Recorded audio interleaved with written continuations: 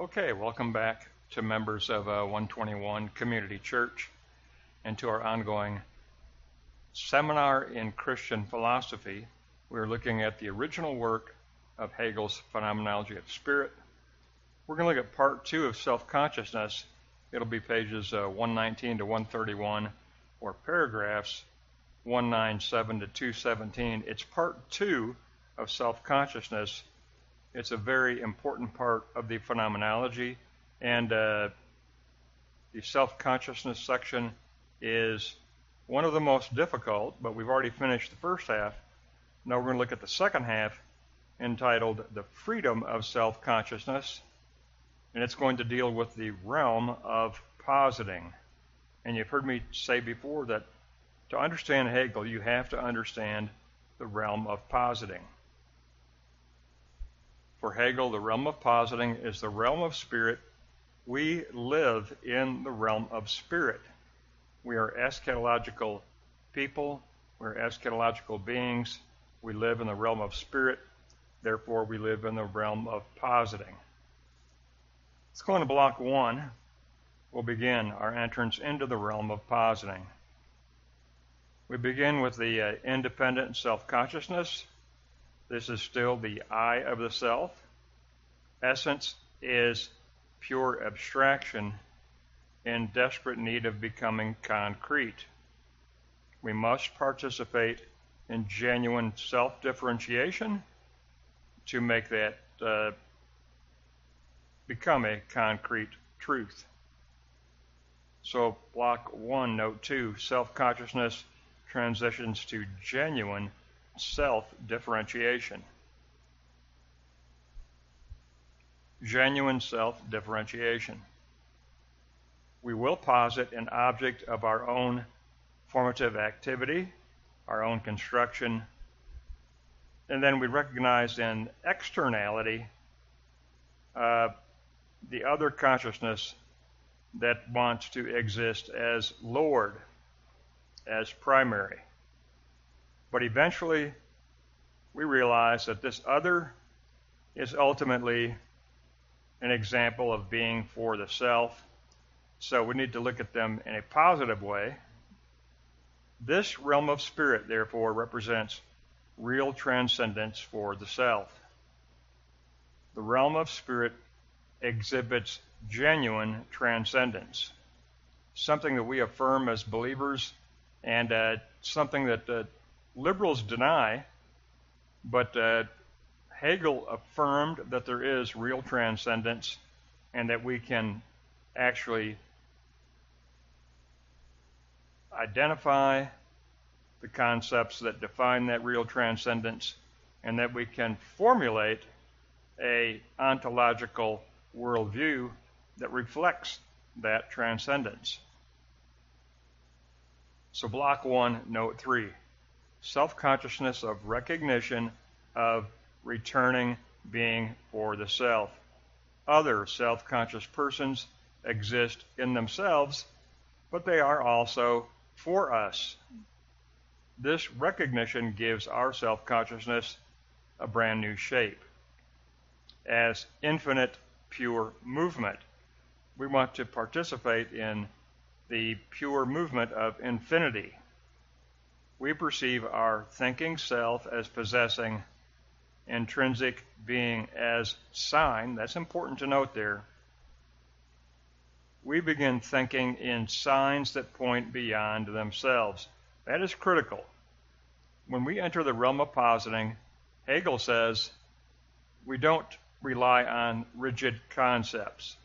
Concepts are converted to signs that are dynamic and point beyond themselves. What we posit is a sign model, not a rigid, static, conceptual diagram. No. We posit a living, dynamic sign model that points beyond itself.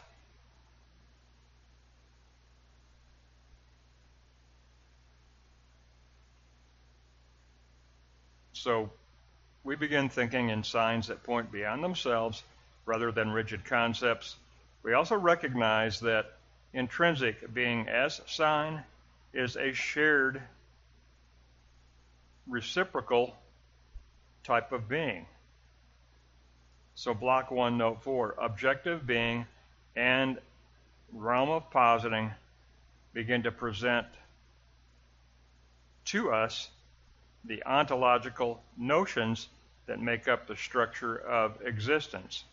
We start recognizing not concepts behind surface reality. Hegel says in the realm of positing, we pick up on notions with ontological significance, notions that formulate an ontological world view. Remember, ontology is structure of existence. That's the definition of ontology. It is a structure of existence. We start recognizing ontological notions that contribute to this structure of existence. They do contribute to concrete, infinite content. The notion, capital N, becomes my notion of the true. Self-communion and communion with objectivity correspond precisely. There is no longer a separation between subject and object. For Hegel, in the realm of positing, there is, get this down now, there is no separation between subject and object. In the action of positing, we are positing a two-sided hinge moment. One side of the hinge is subjectivity, the other side of the hinge is objectivity, two sides of a singular positing event. In the realm of positing, there is no separation between subject and object. It is not happening. It is not a separation. There is no separation between subject and object in the realm of spirit, which is the realm of positing. Let's go on to block 2. Overcoming the barriers to genuine self-differentiation. That's right.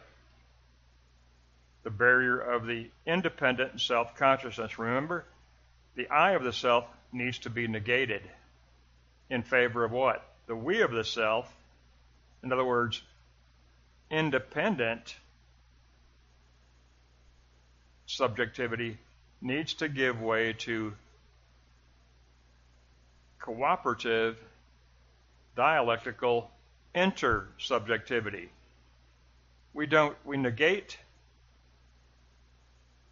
the individuality of subjectivity, and we preserve and we affirm intersubjectivity between self-conscious selves within a community that seeks as a community to define the true. Now, the barrier of the independent self-consciousness. The self becomes its own thinking self-infinite.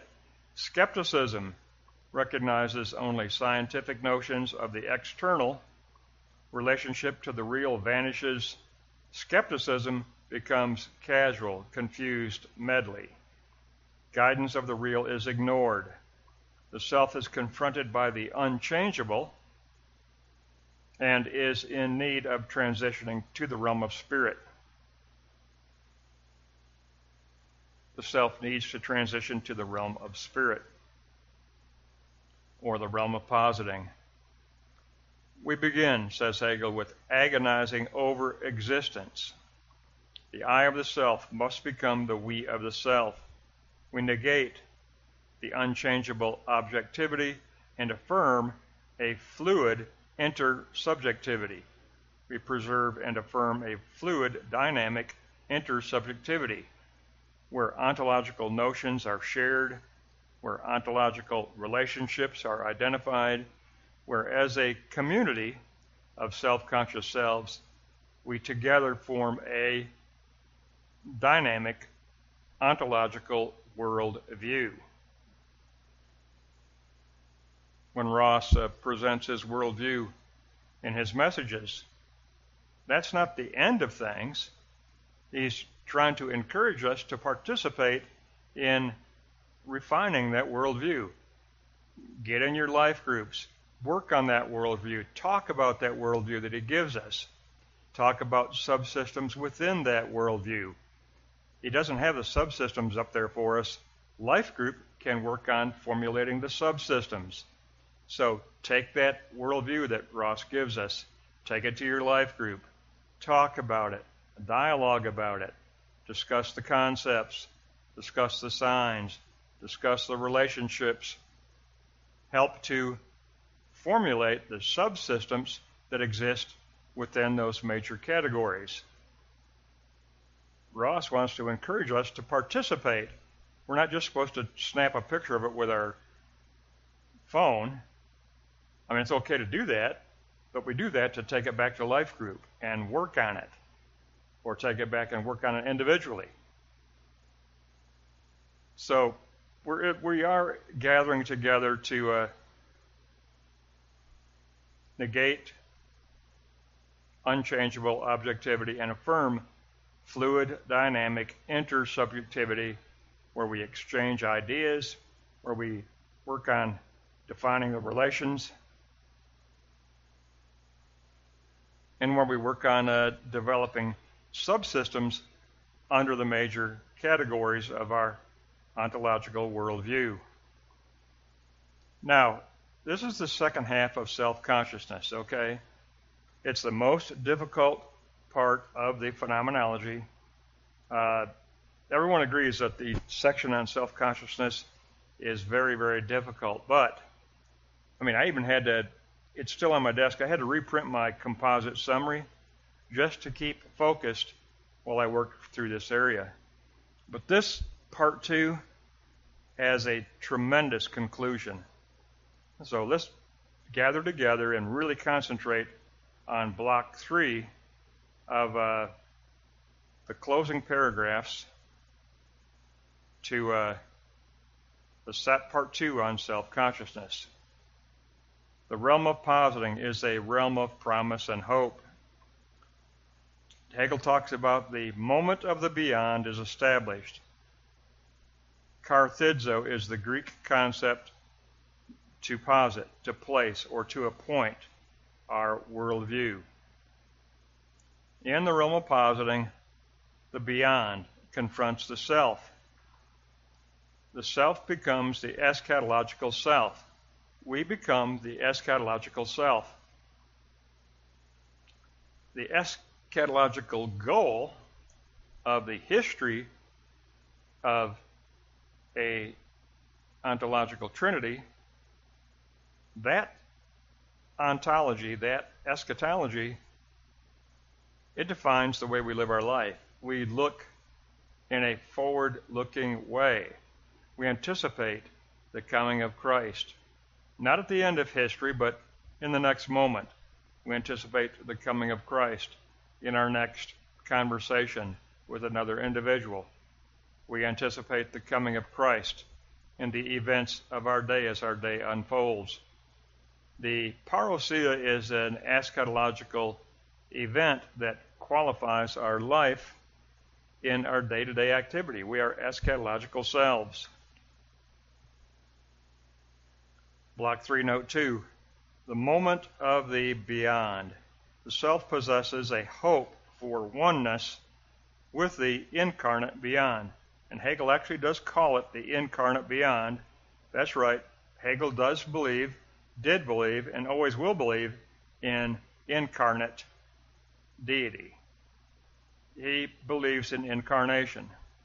He's a genuine Christian believer, and he has a very eschatological outlook. The theologian that picked up on this was Jürgen Moltmann, and then I picked up on it from Moltmann. But the self possesses a hope for oneness with the incarnate beyond, a oneness in relation with the unchangeable essence. What's the unchangeable essence? Christ, the eternal Logos. Christ, the eternal Logos.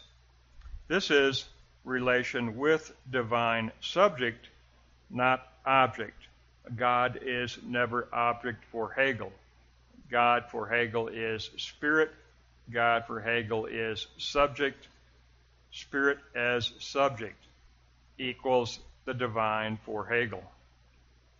So it's a relationship that we're talking about here. Relation with the divine subject. Now block 3, note 3, the moment of absolute oneness. We will pass through 3 phases. We begin with pure self-consciousness in itself, but then we enter into the desire of self-consciousness to become concrete through dialogue and recognition with others. And then, because of that dialogue, there's a return of recognition back into the self to refine our worldview, to imprint our conscience more precisely, to grow in spiritual maturity. There's a return back into the self. So it's 3 phases always. Pure self-consciousness, then the desire of self-consciousness going out of itself to seek dialogue and recognition, and then the return of recognition back for the self. Self-consciousness is very, very powerful. It's difficult. I had to reprint my summary chart and put it on my desk and keep it in front of me while I went through these 2 sections on self-consciousness.